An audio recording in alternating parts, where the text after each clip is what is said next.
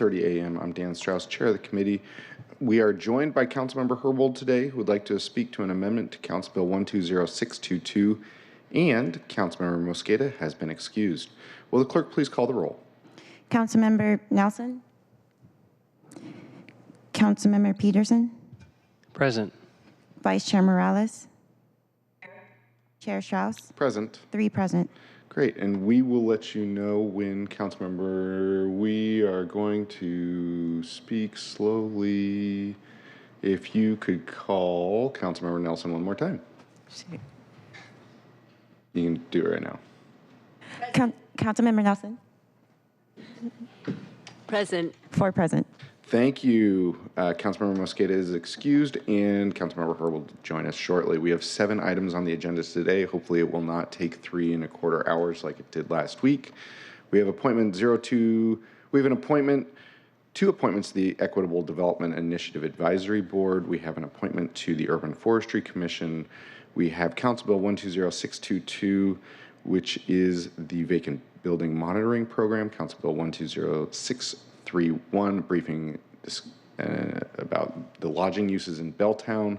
We have Council Bill 120632 regarding the downtown retail rezone on 3rd Avenue. We have Resolution 32097, a brief regarding the impacts, the transportation resolution regarding impacts on the industrial and maritime zoned areas.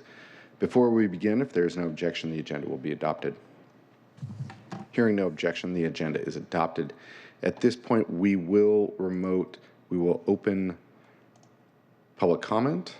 This is hybrid public comment. We have 1 person in chambers and 3 online. We will do 2 minutes apiece. We will take in-person first, followed by online. Clerk, we're not going to play the video today because I think everyone has heard this video many times. So just understanding, please you must speak to an item on the agenda, and please be kind.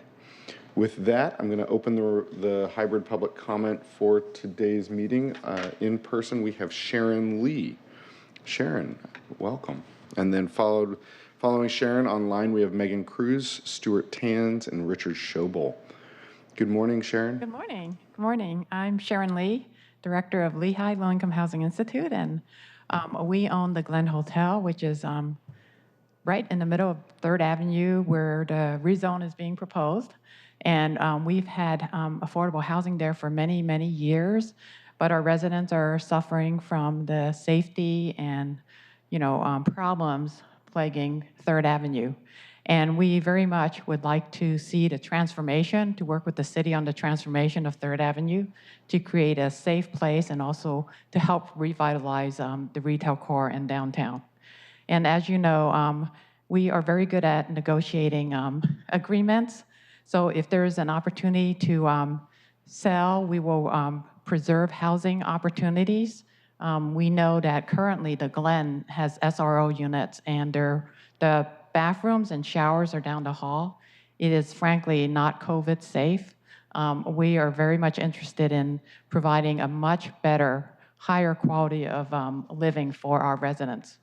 So we know that the overall plan will increase housing quite a bit, and we look forward to being part of the citywide effort to revitalize downtown. Thank you. Thank you very much, Sharon. Up next, we have Megan Cruz, followed by Stuart, and then Richard. Megan, welcome. Good morning. Good morning. I'm Megan Cruz, an owner in the Fisher Studio Building, a Seattle landmark on 3rd Avenue. I respectfully ask CB 120632 Amendment 3 be withdrawn, or alternately keep it and add the OPCD separation amendment.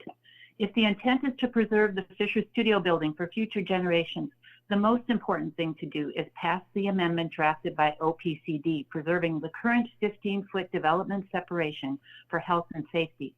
Many of our owners wrote and spoke last week, but during deliberations, no one even referred to the problem. Please discuss it today. We face imminent decline in devaluation because adjacent redevelopment to our south will allow a wall 5 feet away, leaving the majority of our homes without daylight and requiring extraordinary measures to maintain a facade and windows within a 5-foot wide crevasse. Without this modest separation, our building will cease to be a sustainable investment. but will still have the expense and responsibility of maintaining a century-old landmark structure. This bill rewards speculative investments over people who've preserved a landmark and provided inclusive homeownership for 43 years. The parcel to our south is owned by the same international investors who designed 2 towers blocking our building's entire west facade. On that project, we asked for more sympathetic design, but they simply said they weren't required to do it. And they won't this time with the property they own on our south line. It's fine for the city to woo large-scale development, but it shouldn't come at the expense of the little guy. By striking Amendment 3, this bill releases us from preserving the facade if the worst happens and we're no longer viable as homes. We aren't looking to redevelop, but with the option, without the option, we're further devalued. Either add the OPCD separation amendment or please strike Amendment 3. Thank you. Thank you, Megan. Up next is Stuart Tanz, followed by Richard Schobel. Stuart, welcome. Good morning. I see you're there. *6 to unmute. Stuart, now's the time. If you could, there you are. I see you're off. Yes. At your convenience. Great. Thank you very much. I certainly appreciate, having the ability for us to speak this morning in front of the City Council. My name is Stuart Tanz. I'm the CEO of Retail Opportunity Investment Corp. ROIC is the leading grocery-anchored retail shopping center on the West Coast. Today, the company owns about 18 retail shopping centers in the state of Washington, including the Crest Building on 3rd and Union in downtown. And just wanted to jump in and just tell you that we are in support of the mayor's proposed downtown activation plan for 3rd Avenue. As you know, the Crest Building has been vacant since 2020 when IGA vacated the property.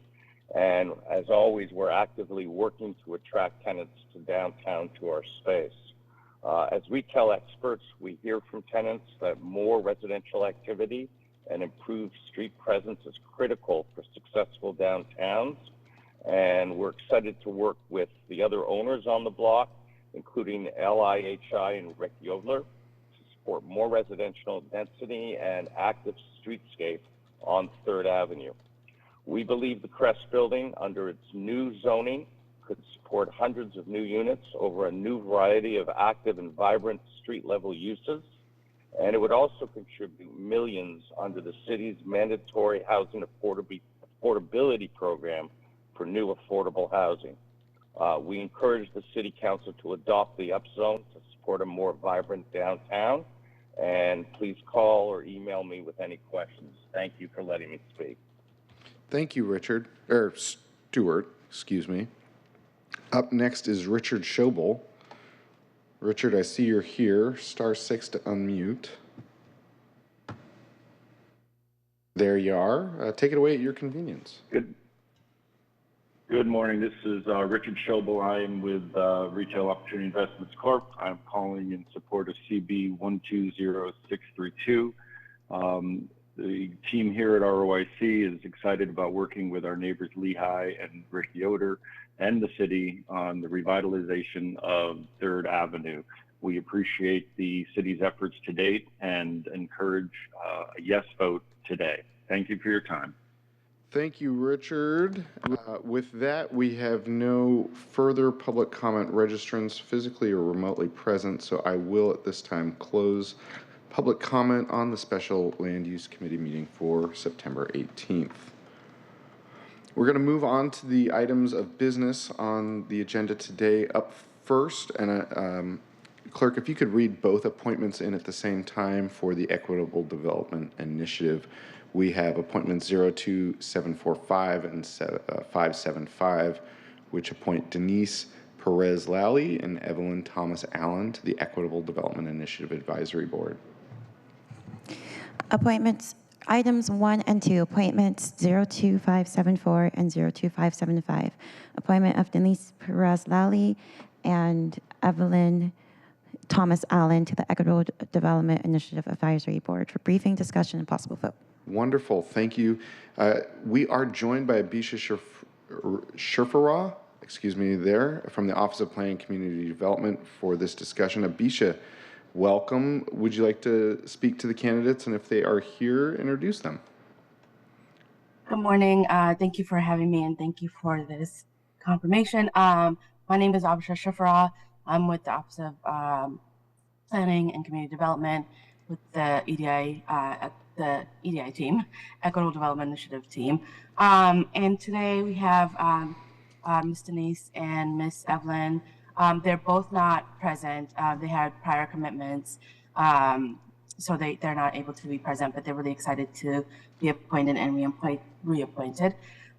Ms. Evelyn is a longtime community leader in Seattle, especially in the Central District and South Seattle, working on various activities and initiatives in the community, varying from human services to community development on housing.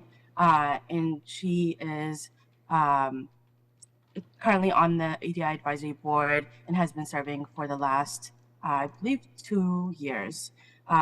So we would love to have her be reappointed, as she's been extremely helpful and strategic in our efforts in the Central District and South Seattle.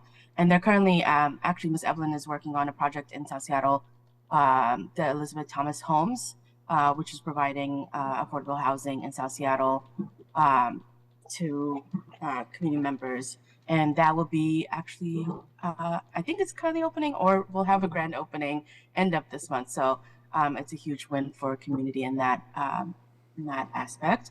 And Ms. Denise currently works for in West Seattle with the African Development Housing Organization. I am messing up the name, but she's currently working with them to provide both human services and housing support. Previously, Ms. Denise was with El Centro de la Raza and was instrumental in the development there. And we're excited to have her hopefully be appointed, as she's also really strategic in pushing forward efforts that EDI is working on in Beacon Hill and various areas in Seattle. Wonderful, thank you. I see Vice Chair Morales ready to speak, so I'm going to pass it to her. I will just briefly say, having reviewed these appointments and having met with OPCD, I'm very excited to be able to appoint these two candidates today. Vice Chair. Yes, thank you so much, Chair. Thanks so much, Abhishek, for introducing these two candidates. I will say I was just going by the homes on Henderson yesterday that Ms. Allen is building, and it's beautiful. Really creates a lot of vibrancy over there by the Rainier Beach Community Center, by South Shore Elementary, and as you said, much needed housing. And also know the work of the African Development Housing Corporation that Ms. Betez Lally is part of, in housing, community housing and development down in SeaTac.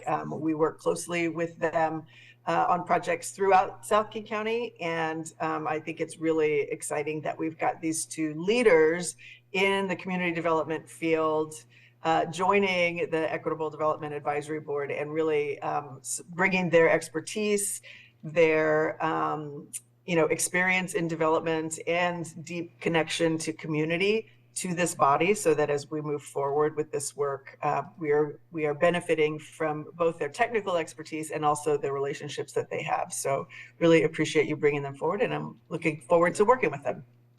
Very well said, Vice Chair.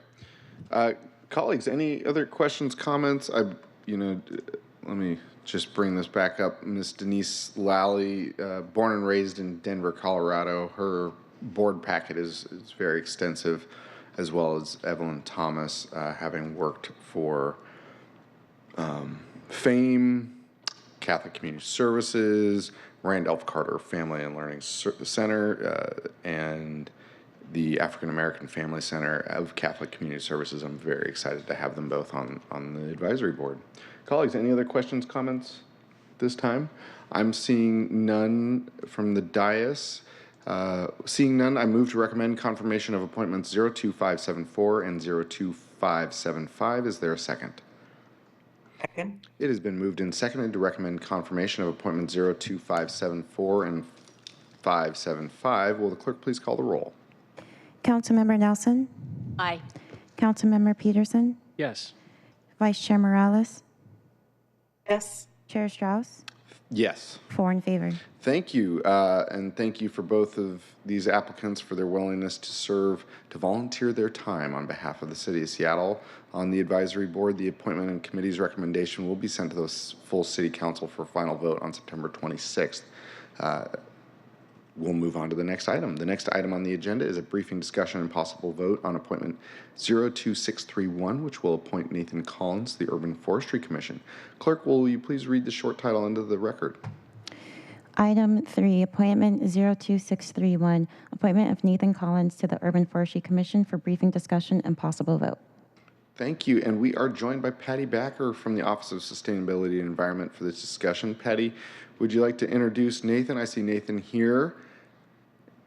Yes, thank you, Chair Strauss, and good morning, council members. I'm Patty Bacher. I'm the Urban Forestry Policy Advisor with the Office of Sustainability and Environment. And in this role, I support the Urban Forestry Commission. The subject of the appointment today is position 9, and that position is the economist, financial analyst, real estate broker, or similar professional. And this is the commission appointed position. And we're pleased to put forward for your consideration today, financial analyst Nathan Collins as appointee for this position. And Nathan would be serving the remainder of a 3-year term ending March 31st, 2026. We're excited to bring this appointee to the commission as Nathan brings valuable knowledge and experience in financial analysis, along with ideas for valuing ecosystem services, as well as a strong personal desire to serve his community. He also serves on United Way of King County's Emerging Leaders 365 Committee. Nathan is here today, and I'll turn it over to him to provide background on himself and his interest in serving on the commission and to answer any questions council members have for him. So, Nathan? All right, thank you, Patty. And thank you as well, everyone, for having me here. I've lived in Washington my entire life, grew up in this area. I've lived in Seattle proper for over 10 years. From my time there, I've seen the benefits of living in an area that has a well-maintained and well-preserved tree canopy and urban forest.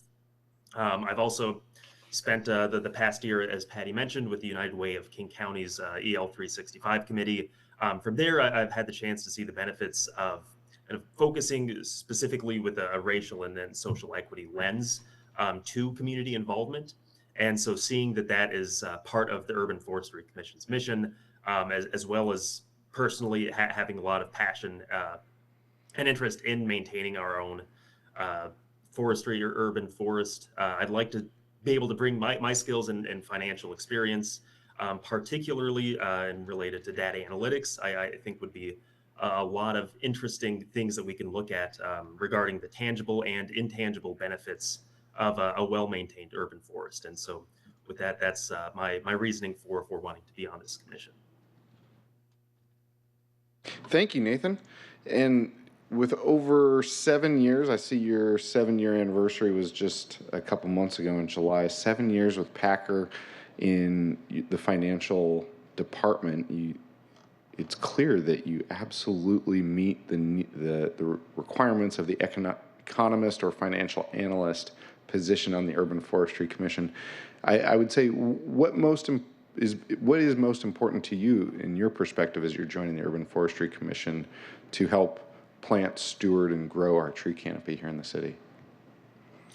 So most important, I will kind of mention again the focus on racial and social equity when we're looking at creating a well-maintained canopy, because I think that's something that we can grow in a lot in Seattle, and being able to bring that to communities where, an urban forest might not necessarily be something that exists now, and being able to kind of move that out as well.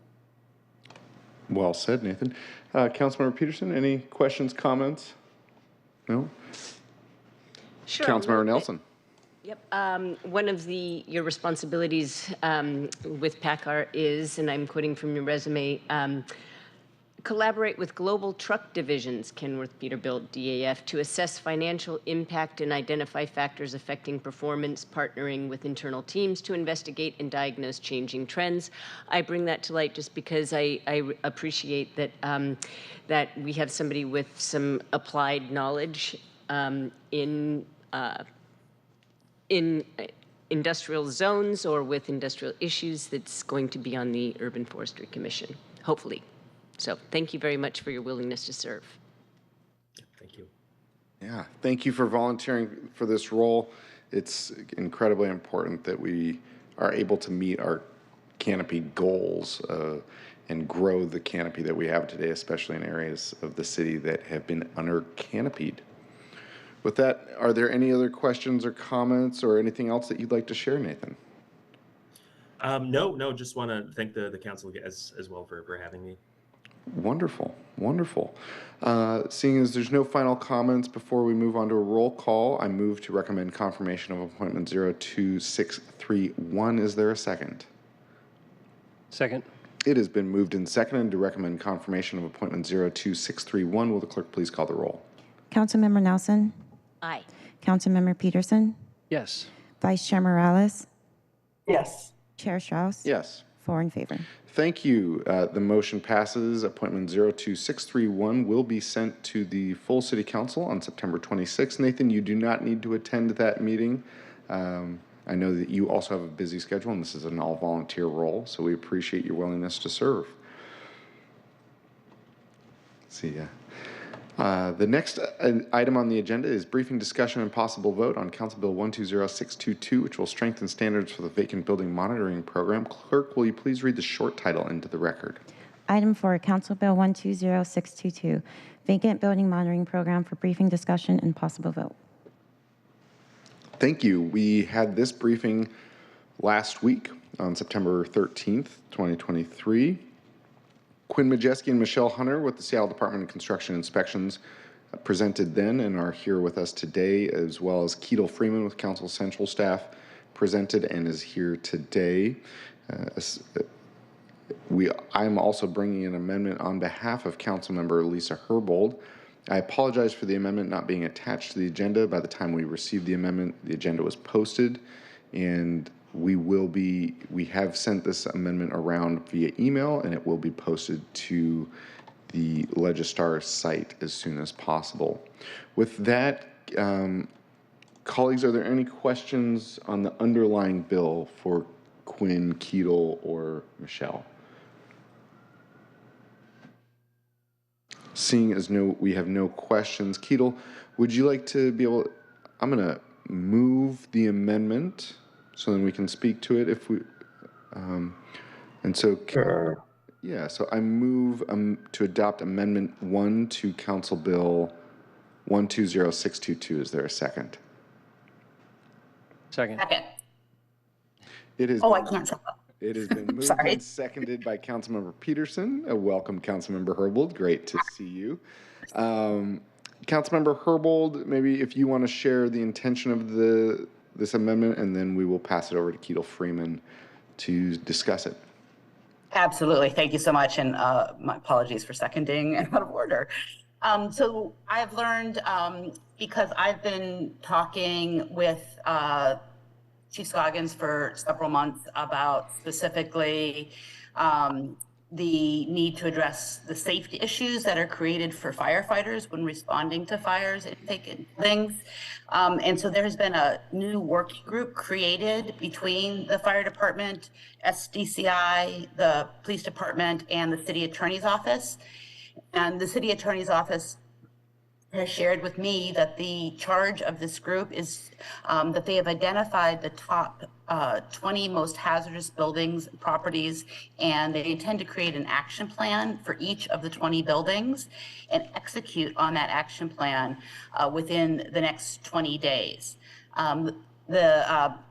Specifically, Scott Lindsay in the city attorney's office has explained that at the completion of the 90 days, Chief Scoggins, Director Torgelson, and Scott Lindsay will conduct a review to examine the success or shortcomings of that 90-day effort, and whether or not there are additional new legal tools necessary to address the safety hazards associated with vacant buildings. They are planning to finish that review by the end of November, and Scott Lindsay has offered a briefing to my committee in early December after budget. And so this amendment speaks to that ongoing work and requests a report and briefing from this interdepartmental team to the Public Safety and Human Services Committee meeting this December. Thank you. Wonderful. Thank you, Councilmember Herbold. Keatle, would you like to share your screen and walk us through this amendment technically? And I am just very thankful for Councilmember Herbold's leadership on this issue for many years. Much of why we have this work before us today is because of her efforts. Mr. Freeman, please. So Councilmember Herbold described the amendment well. Hopefully everybody can see it now. It would add a new non-codified section to Council Bill 120622, requesting the reporting that Councilmember Herbold mentioned by December 12, 2023, which is the regularly scheduled Public Safety and Human Services Committee meeting date. It also recites doesn't recite, but establishes the Council's intent to consider budgetary actions as part of the 2024 budget to formalize the interdepartmental team. So among other things, we would work with council offices to understand to what extent the work of the IDT can be accomplished under existing resources and whether additional resources would be needed. Thank you, Keatle. Very well said. This is an amendment that I will be supporting today. Colleagues, are there any questions, comments, concerns on the amendment before us right now? I'm seeing none from the dais, none online. Wonderful. Councilmember Herbold, anything else to close us out here?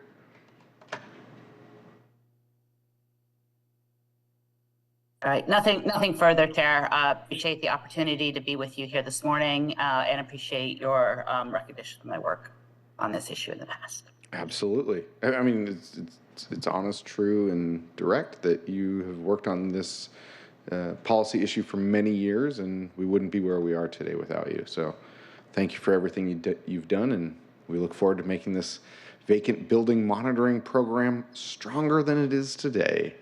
With that, Amendment 1 has been moved and seconded. If there are no additional comments, questions, concerns, will the clerk please call the roll on the adoption of Amendment 1? Councilmember Nelson? Aye. Councilmember Peterson? Yes. Vice Chair Morales? Yes. Chair Strauss? Yes. 4 in favor. Thank you. The motion passes. Amendment 1 to Council Bill 120622 passes. Colleagues, are there any other questions, comments, concerns on the underlying bill before we go to a vote as amended? I'm seeing Councilmember Nelson. Thank you. If you recall, I did ask a lot of questions about this policy to the staff of SDCI who were here with us last meeting. I was mostly concerned about the fact that primarily imposing a lien on someone's property for failure to pay the cost of compliance with this program was fairly a harsh penalty in my estimation, particularly when considering that if the unsecured buildings were a problem because of trespassers and it was difficult to remove trespassers, or the people who own the buildings were out of town. In any case, I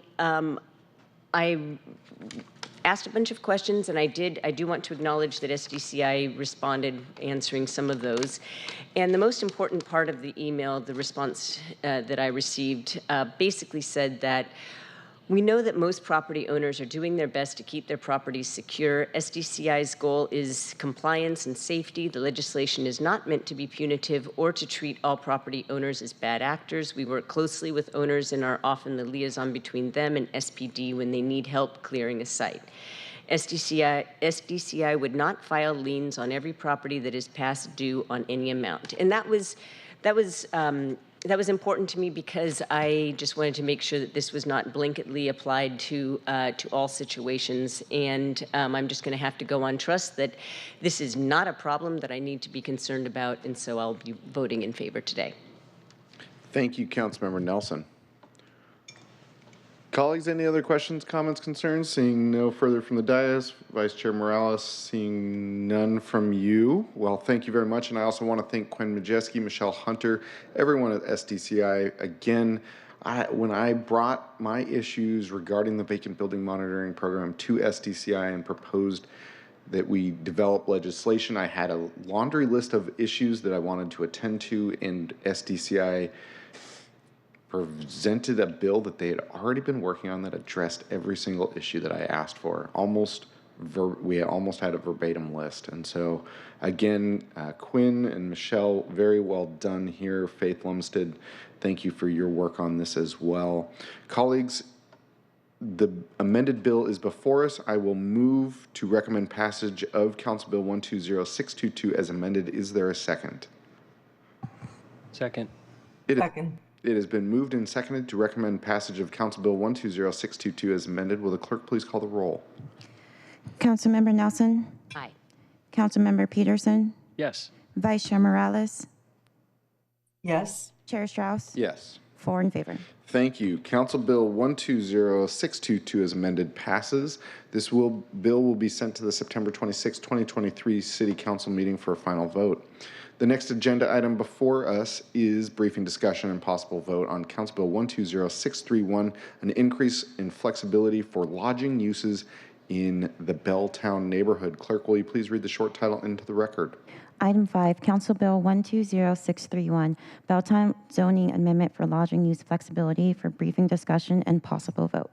Thank you. We were joined by Rawan Hassan and Jeff Wetland of Office of Planning and Community Development last week for a briefing on September 13th. We were also joined by Lish Whitson from Council Central Staff, who's joined us here in Council Chambers. I will just open it up. Colleagues, we had a very robust conversation last week. I want to open it up to see if there are questions, comments, concerns on the Belltown lodging use bill that is a part of Mayor Harrell's downtown activation plan. I am seeing no questions from the dais. We had a very long meeting last week, so maybe we got all the questions asked, answered, and discussion dealt with. If there are no further questions here, I'm going to put this up for a vote. Taking one last look. I'm seeing no questions here.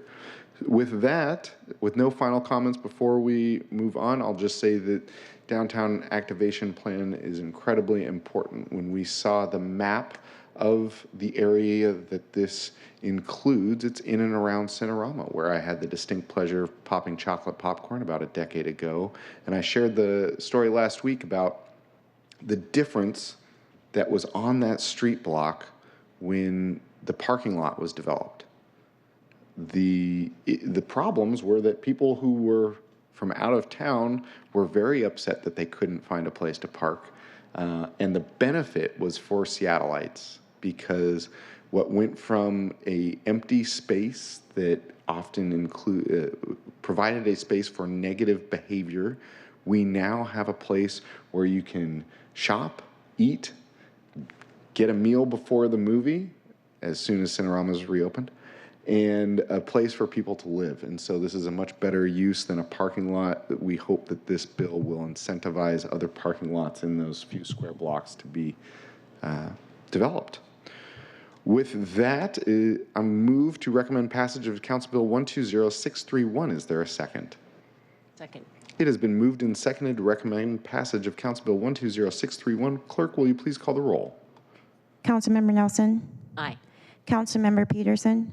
Yes. Vice Chair Morales? Yes. Chair Strauss? Yes. 4 in favor. Thank you. Council Bill 120631 passes and will be sent to the September 26, 2023 City Council for a final vote. Our next item on the agenda is briefing discussion and possible vote on Council Bill 120632, which rezones parts of downtown, specifically in and around 3rd Avenue and Pike Pine. If you can tell the difference between Pike and Pine, you will win the almost live Jeopardy. Clerk, will you please read the short title into the record? Council Bill 120632, downtown retail rezone, for briefing discussion and possible vote. Thank you. As I have mentioned a couple times, I'm glad that this meeting is going quickly because our last committee meeting lasted over 3 hours discussing all of these bills. We did receive a briefing on this item on September 13th in the Land Use Committee. Rawan Hassan with the Office of Planning and Community Development is here again to answer any questions and provided a robust presentation along with Jeff Wetland. We also have Lish Whitson from Council Central staff who briefed the committee last week and is here again with some proposed amendments. We do have a few amendments here. The first amendment is Amendment 1, which is my amendment. I'll address it now. This is a technical amendment proposed by Council Central staff. This amendment would replace map 1A to the Seattle Municipal Code Chapter 23.49 with a new map 1A, which reflects the new boundaries in this legislation. I'm going to move to adopt Amendment 1, and then we can have a discussion on it. So I move to adopt Amendment 1 to Council Bill 120632. Is there a second? Second. Second. It has been moved and seconded to adopt Amendment 1 to Council Bill 120632. Lish, would you like to speak to this amendment? Yes. Basically, this replaces a map that is included in the downtown chapter of the Land Use Code with an updated map that reflects the rezone boundaries that are being adopted through this bill. Wonderful. Are you able to share your screen just with the... I was bumped out, so I'm just getting back in right now. Clerk, are you able to share the screen? Yeah. Actually, I am now there we go. able to. And Amendment 1. So view full screen mode. So the existing map is being struck out, and a new map showing the new boundaries of the downtown retail core is being added. And it's in this area under the hand. Wonderful. Thank you. Colleagues, any questions, comments, concerns on Amendment 1? I'm seeing none. With that, it has been moved and seconded to adopt Amendment 1. Clerk, will you please call the roll on adoption of Amendment 1? Councilmember Nelson? Aye. Councilmember Peterson? Yes. Vice Chair Morales? Yes. Chair Strauss? Yes. 4 in favor. Thank you. Amendment 1 to Council Bill 120632 passes, and we will move on to the next amendment. Amendment 2 is sponsored by Councilmember Peterson. Councilmember Peterson, let's move the amendment now. And yeah, I'll pass it over to you, and then let's have some discussion. Thank you, Chair. I move to adopt Amendment 2 to Council Bill 120632 as published on the agenda. Thank you. Second. Thank you. It has been moved and seconded to adopt Amendment 2. Councilmember Peterson, would you like to speak to this amendment? And then we will pass it over to Lish to walk us through it. Thank you. Both of my amendments are responding to the very thorough central staff memo that we received on this legislation. This one is the easier one. It's a recital that we'd be adding to encourage collaboration between our Seattle Department of Transportation and our Seattle Department of Construction and Inspection. So if there's a bunch of construction activity here, we want to make sure people still have access to the sidewalks and to the bus stops. So that's what this recital would do, but our central staff can probably explain it better than I can. Wonderful. Over to you, Lish. Yeah, let me share this one.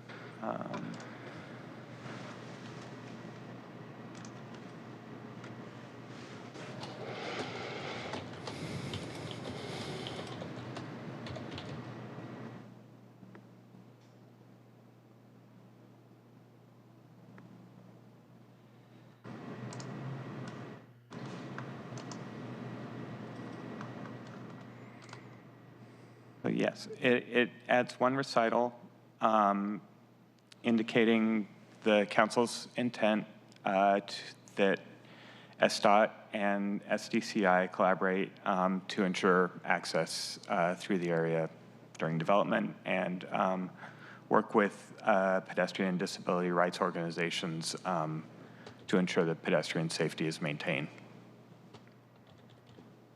Wonderful. I support your amendment, Councilmember Peterson. I think this is a good amendment. Colleagues, any questions, comments, concerns on the amendment right now?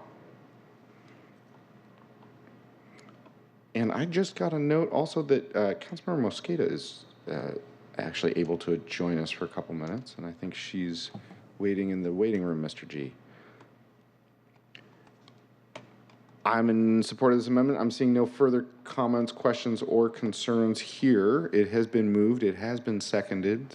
So will the clerk please call the roll on the adoption of Amendment 2? And Councilmember Mosqueda has joined us for Amendment 2, which is seeming to receive unanimous support across the board here. So with that, clerk, will you please call the adoption of Amendment 2? Councilmember Nelson? Aye. Councilmember Peterson? Yes. Councilmember Mosqueda? Aye. Vice Chair Morales? Yes. Chair Strauss? Yes. 5 in favor. Thank you. Amendment 2 to Council Bill 120632 passes, and we will move on to Amendment number 3. Councilmember Peterson, again, you are the sponsor of this amendment. Would you like to move your amendment, and then we'll get into conversation? Yes, thank you, Chair. Colleagues, I'd like to move amendment number 3 to Council Bill 120632 as shown on today's agenda. Thank you very much, Councilmember Peterson. Second was the word that I was supposed to use. It has been moved and seconded to adopt Amendment 3 to Council Bill 120632. Would you like to speak to it? We'll pass it over to Lish, and then I'll share my thoughts.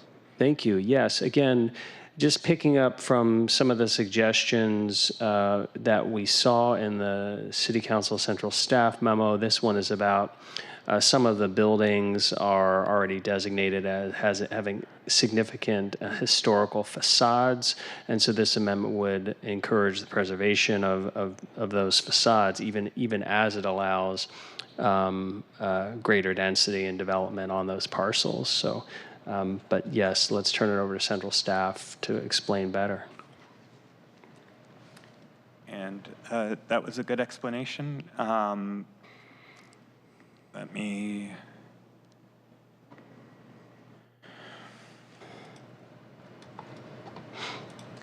So the current code for the downtown retail core includes requirements that projects on sites with these significant facades incorporate the facades in their future development if they are going to exceed 85 feet in height.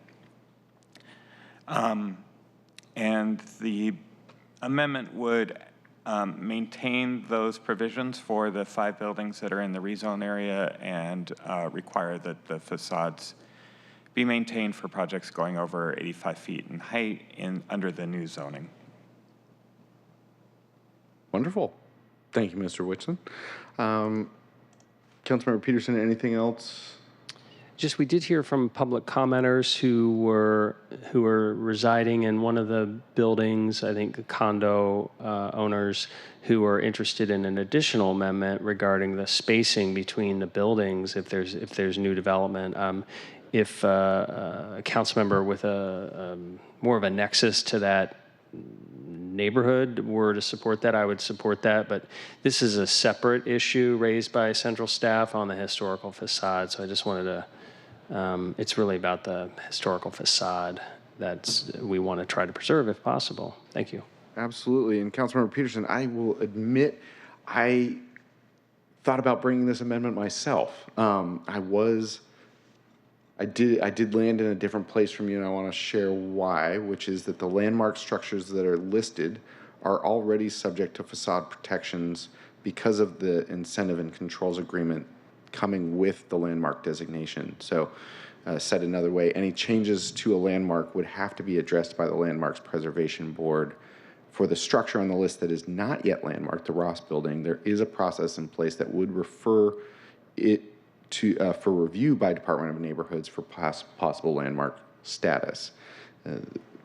In my analysis of this, Amendment 3 is duplicative of other protections in place for historic preservations and could unnecessarily reduce the flexibility for more expanded range of approaches to historic preservation beyond the incorporation of just the facade. I admit I am a really big fan of keeping facades, even though, and I just don't want to overstep the Landmark and Historic Board here. So that's why I won't be supporting your amendment today, even though I support the intent that you brought it here with. Thank you. Questions, colleagues? Any questions, comments? Yeah, Councilmember Nelson. We had a public comment from Sharon Lee basically saying opposing this amendment or either oppose this amendment or do something else with OPCD. So Lish, could you please, do you understand that trade-off that was being proposed? I think I missed that. It was in either or. Yeah, I missed that. I'm sorry. Okay, thank you very much. Thank you, Vice Chair. Thank you, Mr. Chair. I am curious, Lish did raise the issue in the memo about the concern of, or just the issue that the facade improvement or facade preservation might raise some questions here. So I'm wondering, Lish, if you can just address your issues that you raised in the memo and whether this really was just applying to the one building or if it applies to the others as well. I'm sorry, can you repeat your question?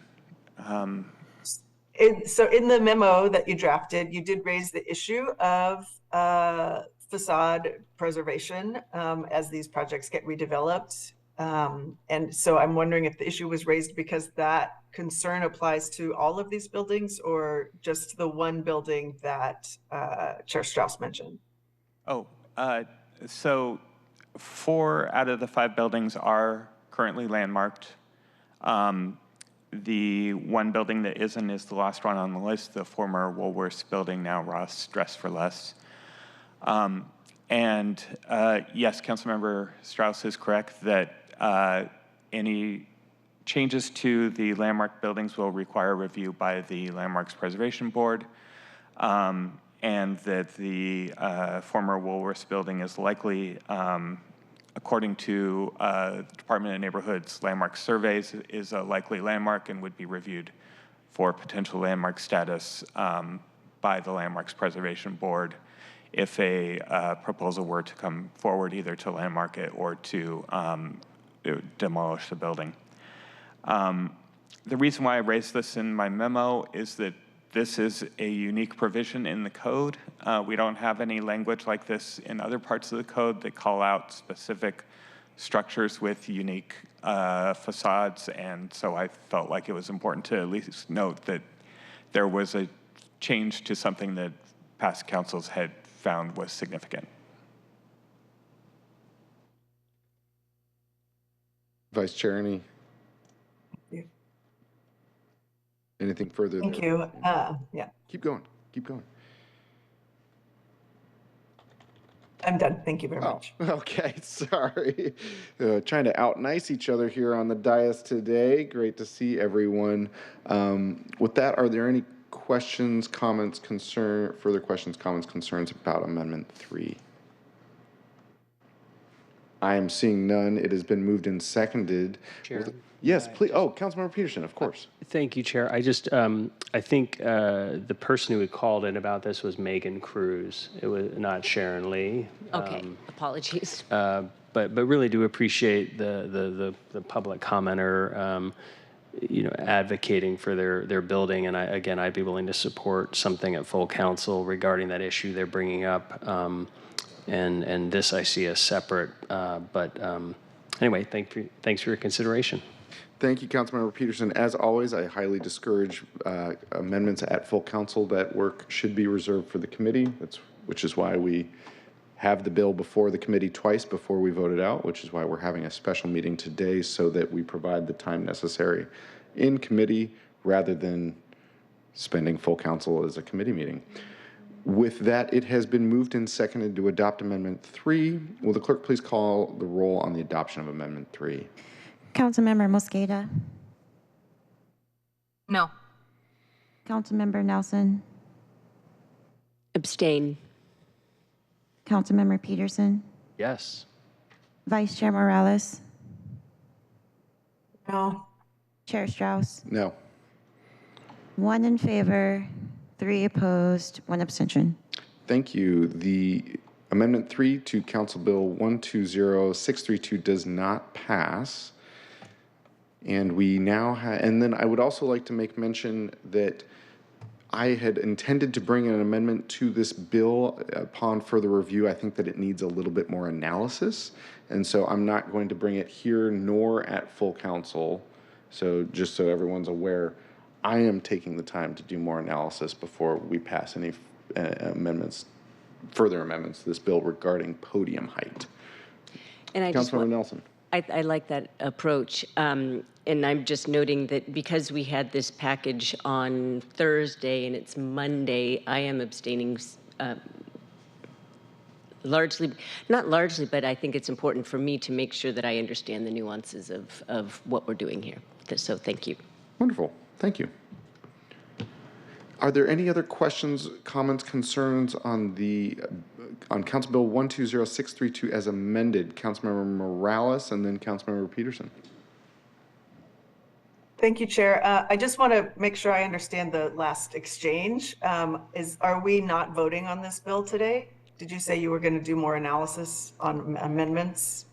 Great question, Vice Chair. I had intended to bring an amendment regarding podium heights to this bill.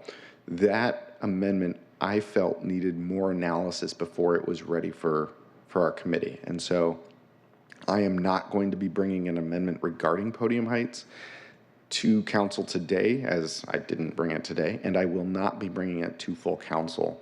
It needs additional analysis and will be taken up in a separate process if we decide to take action on it. This is, again, why we have committee meetings, bills before our committee twice, and just demonstrating that I, too, sometimes want to do more and move faster. And when there is more analysis needed, I also slow down and sometimes don't move what I want to move forward because we need to take the time needed to understand the implications. So yes, to answer your question directly, Councilmember Morales, we are voting on this bill today. I had a proposed amendment that I am not bringing forward. Got it. Thank you very much. Absolutely. Councilmember Peterson. Thank you, Chair Strauss. I want to thank Central staff for their memos on this legislation and the additional research they did on this. They posted, for the public's benefit, they posted onto the agenda the State Environmental Policy Act documents. Appreciate the chair and whoever made that happen. And also who owns the dozen parcels. There are 12 parcels that would be benefiting from these upzones. And so obviously, I wish my amendment on historic facade preservation had passed, and while I'm not able to get there on this bill today, I'm hopeful I can get there at full council. I just need to, I want to support the 2 nonprofits who own the 2 parcels, including Lehigh. My concern is with the other 10 parcels. I just need a little bit more time for additional research to assess the financial benefits that City Hall would be granting to the for-profit owners of those buildings and the landowners versus the public benefits that we hope to receive in return. I know there was a little discussion in the memos about, how much money from mandatory housing affordability, and I think the incentive zoning benefits have changed for this, and would love to see some on-site low-income housing built as well. So I just need a little bit more time. We had our meeting last Wednesday and our meeting today on Monday, and so hoping I can get there because I think this is coming to full council not tomorrow, but the next week, as I understand. That's correct. Okay. And I encourage you to think about the whole city. Downtown is the core, not only of our city's economic engine, it's the core of our region's economic engine. And I would venture to say it is the core of from here to the Twin Cities, Chicago, that's the next closest United States city of our size. Otherwise than that, it's the Salt Lake City or Denver or Sacramento, San Francisco. This Third Avenue is the core of the economic engine that is beyond our districts. It's beyond our city. The improvements that we need to make down there for not only the safety, but the vitality, as I was just talking about with Cinerama, far outweighs, I think, much of the work that we do here. And this is really important. And we did hear from Sharon Lee today about the importance of revitalizing Third Avenue. You heard from me the story about the Cinerama parking lot. This work is really bigger than any of us. And so I hope that you're able to get there. I hope that your vote does not delay this further by creating a divided report. And I also really appreciate how you come to this work, because the facade element was also something that I shared deeply and actually had started working on an amendment. But as you also saw with my work, just because my amendment wasn't ready for prime time today, I didn't want to hold up this whole process because I know how important downtown's recovery is. Colleagues, any other questions, comments, concerns? Councilmember Peterson, is that an old hand? Yes. Yes. Vice Chair. Well, thank you, Mr. Chair. I do appreciate the effort that is being made here to bring more residential into downtown. As I was saying before, last week when we had a committee meeting, I do think it's important to contemplate what the future of downtowns in general looks like. And I do think that for many of us, we really need to start thinking about how we create more livability in our downtown areas and create it as more than just a commercial place, but as a neighborhood. So I think that this is a good first step. That said, the challenge that I have is that where other zones require up to 11% of on-site affordability, which I will say I still don't think is enough, this rezone would allow for less, not more, housing that is affordable for working folks. And as currently zoned, it has almost 4% on-site production mandate. But after passage of this, it will have zero mandate for any on-site affordability. And I'm really struggling with that. At best, I think we could get 20, maybe 30 units over 20 years built somewhere in exchange for effectively doubling the height of new construction in the area. So, I appreciate the amendment that Councilmember Peterson added, just including in the recital an acknowledgement as well of the disruption that might happen on Third Avenue, our major transit corridor through downtown. But I don't see anything else that addresses that in the actual ordinance language itself. And we know that that is the key corridor for us, for folks who rely on transit to get around. So I regret that we really haven't had a lot of time to understand the impact of this. I appreciate the second meeting, having a special meeting, but it's really only 3 days after we heard this. So I will be voting no on this bill and look forward to continuing to try to build more opportunity for folks, particularly for working families, to have affordability in the city. Thank you, Vice Chair. And I think that we have an asset on this block that is unlike an asset that we have anywhere else in the city, which is we have one of our affordable housing providers owning land on this block. And when you own land, you have more ability to negotiate and create covenants beyond just what's in this legislation. We heard that in public comment today. And so, what I don't want to do is tie the hands of people who know how to negotiate very well. And I'm confident that we can increase the amount of affordable housing that is on this site, not through legislation, but through negotiation. And so I understand your take today, Vice Chair Morales, and I'm confident that we are going to be able to overcome the concerns that you have on this block. With that, any other questions, comments, concerns? Seeing none, clerk, will you please call the roll on Council Bill 120632 as amended? Councilmember Mosqueda. Aye. Councilmember Nelson. Aye. Councilmember Peterson. No. Vice Chair Morales. No. Chair Strauss. Yes.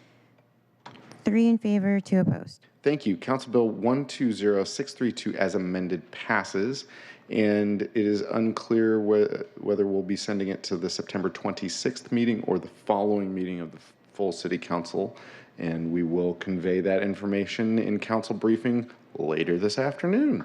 With that, our final item on the agenda today is, and thank you, Mr. Whitson, thank you, Rawan and Jeff, for your work on this.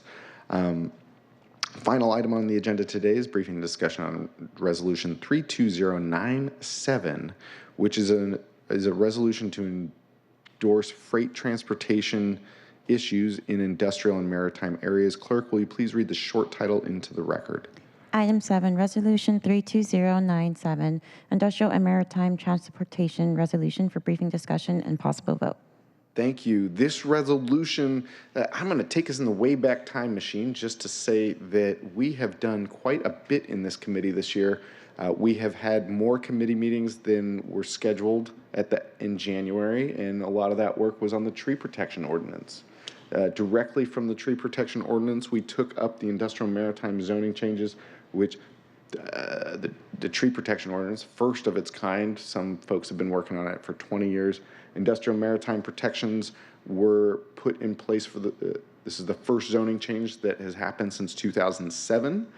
And so the industrial maritime work has not stopped, even though we passed it out of committee and full council this summer, because a number of the issues that were raised during the stakeholdering process to get us to 86% consensus and actually to final passage, there were a number of items which dealt with transportation issues specifically. Since we had a land use bill before us, we could not take up those transportation issues in committee, which is why we have this transportation resolution to accompany that work and memorialize on the record the issues that we're taking up during that stakeholdering process. I have attached the updated version to the agenda. Lish Whitson from Council Central staff is here to walk us through this resolution. Again, I had attempted to pass this resolution at the time that we passed the land use legislation. When it wasn't ready, I took the additional time to do stakeholder outreach. We thought that we could possibly pass it in August. We needed to do additional stakeholder outreach. Thought that we could pass it at the first meeting in September, just this last week. We needed to do additional outreach, and so that's why it's on the agenda today. So we have a substitute that has been vetted by many, many stakeholders throughout the city. Again, this is one of those situations where if I had just wanted to rush it through, I would have rushed it through. It is my desire to take the time necessary to get the product that is right for the record. So with that, I want to first also thank SDOT, OPCD, the Mayor's Office, the Port, SOTO, BIA, International Longshore Workers, the best baseball team in America, the Seattle Mariners, and many more stakeholders who were able to add their thoughts into this. With that long intro, Mr. Whitson, I'll let you take it from here. And if you could walk us through this substitute, because this substitute has included so many different partners' changes. Yeah, thank you. And yes, this reflects many voices, as you will see. So the first change incorporated into the substitute is a new whereas clause that ties this resolution back to the work of the Industrial Maritime stakeholders. The Industrial Maritime Strategy Advisory Council, and notes that this resolution is intended to complement that work. In section 1, you see some additional stakeholders called out as people or organizations that should be consulted in implementing the resolution, including Sound Transit, the railroads, and property owners in the area, in the industrial areas. Section A1 is added to prioritize freight movement on streets classified as major truck streets within and near manufacturing industrial centers. And please stop me if anyone has questions as we go through this. Section A7 is added to request that SDOT implement regulatory and design standards to reduce conflicts between industrial and non-industrial users of the freight network, including limits on curb cuts and intersections that can accommodate freight vehicles. New section B asks that when a transportation project could result in a reduction in the number or width of lanes, that SDOT consult with the Freight Advisory Council and the Seattle City Council's Committee with Purview over Transportation Issues prior to making those changes. Section D and E are amended to more clearly identify the departments that are responsible for each of these sections. In Section D, there is a shift. The first version included reporting every 2 years. After discussion with the departments, this reporting on non-industrial development is split into 2 phases. Annual reports on the amount of development occurring in of non-industrial areas in manufacturing industrial centers, and then every 4 years, a report on sort of recommendations and analysis based on those annual reports.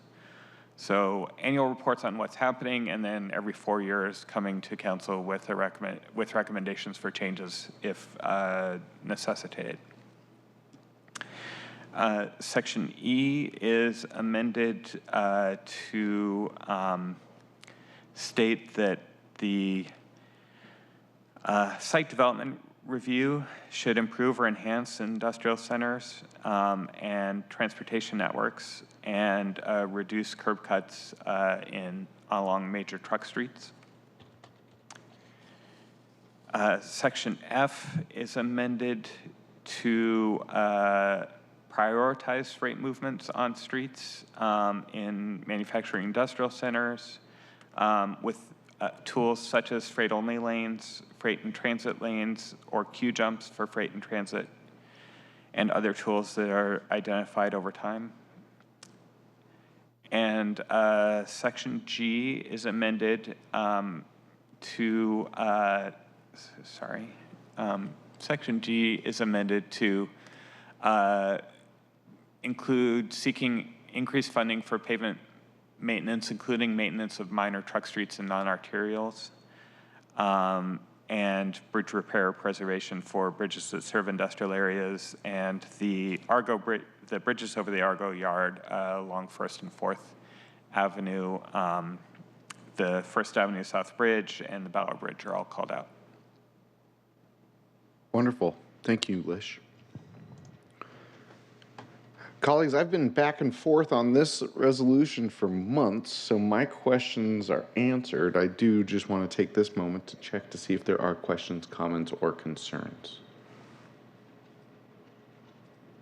Seeing none. Did Leary Avenue come up in your discussions with the mix at all? Not specifically. Is there something in particular? I just remember receiving a letter a while back from NSIA about Leary and the changes proposed there. So I just was assuming that when you referenced the mix, that would also include north and south. So. Would you like to hold the resolution? No. Okay, fair enough. I do believe that, when we talk about freight routes, we talk about freight routes in here. specifically freight-only lanes, which are really important to me. And Leary may be a candidate for something like that. Oh. So that's something that we can continue to look into. What part of the genesis of this resolution and the work regarding industrial and maritime lands is the fact that our city has changed so much, and industrial zones have a pretty even keel when it comes to their economic activity. And so in times of economic boom and growth, there's not, they seem like they're doing less than the rest of the city. And then when economic downturns occur, they don't change and they suddenly become our economic engine. They really buoy our city. And so in this way, we have been able to protect our industrial and maritime lands while at the same time providing additional flexibility to the edge areas that have become more urban and are less industrial or maritime focused. And so we have been able to add housing, we've been able to add the option of office space, and we've been able to protect our industrial and maritime zones. So I'm excited to pass this. Councilmember Nelson, something else? Nope. No? I've always been a big fan of freight mobility. So wonderful. And something that came up this weekend is that the ability to create a deep water port is incredibly difficult. We here in Seattle have the asset of the deep water port that we can see here from our chamber windows. And between that deep water port and Interstate 90, which runs through the heartland of America and all the way out to Boston, are our city streets that can sometimes inhibit the movement of freight. And the last thing that we want is for the last mile of travel or the first mile of travel from cargo ships to Interstate 90 to be the choke point. And I think that's a lot of what this resolution talks about, that we want to keep the movement of freight and goods flowing freely without being encumbered, because it has direct impacts on our economy here. Thank you for letting me wax poetic, colleagues and friends. With that, seeing no further comments, I am going to move Amendment 1. Did I already move Amendment 1? Who knows? Let's do it again. I move Amendment 1 to Resolution 32097. Second. It has been moved and seconded to adopt Amendment 1 to Resolution 32097. Clerk, will you please call the roll? Councilmember Mosqueda. She has returned to excused status. Yes. Gotcha. Councilmember Nelson. Aye. Councilmember Peterson. Yes. Vice Chair Morales. Yes. Chair Strauss. Yes. 4 in favor. Thank you. Amendment 1 to Resolution 32097 passes. Any final comments before we call the final vote on Resolution 32097 as amended? Seeing none, thank you, colleagues. I recommend passage of Resolution 32097 as amended. Is there a second? Second. It has been moved and seconded to recommend passage of Resolution 32097 as amended. Clerk, will you please call the roll? Councilmember Nelson. Aye. Councilmember Peterson. Yes. Vice Chair Morales. Yes. Chair Strauss. Yes. 4 in favor. Thank you. Resolution 32097 as amended passes and will be before full council on September 26, 2023 City Council meeting. Moving into final item of business today, go to the order and adjournment. We had a couple appointments today to the Equitable Development Initiative Advisory Board and the Urban Forestry Commission. We had a number of other appointments both to the Urban Forestry Commission and to design review boards, which we had intended to get to council today. We had a little bit of a hiccup with introduction. We are hoping to be able to bring those possibly to full council during the budget session, because we would like to get them posted as soon as possible. It is just that this committee has been full of activity this year. And while appointments are incredibly important, it has been equally as important to provide the time needed to study, analyze, review, and pass the legislation that this committee has passed this year. This will be the final committee until it is technically November. This is the final committee until after the budget session. I do just want to thank us for all of the time that we've spent in this committee this year, because we have passed historic legislation, not once, not twice, but a few times over. And so thank you all for your work. Thank you, Lish and Keetle, Yolanda, Allie, everyone from Office of Planning and Community Development, Seattle Department of Construction and Inspection, and Office of Sustainability and Environment for your work this year. With that, that concludes the Monday, September 18th Land Use Committee meeting. The next Land Use Committee meeting is a special meeting on November 29th, 2023 at 2 p.m. Thank you for attending. We are adjourned.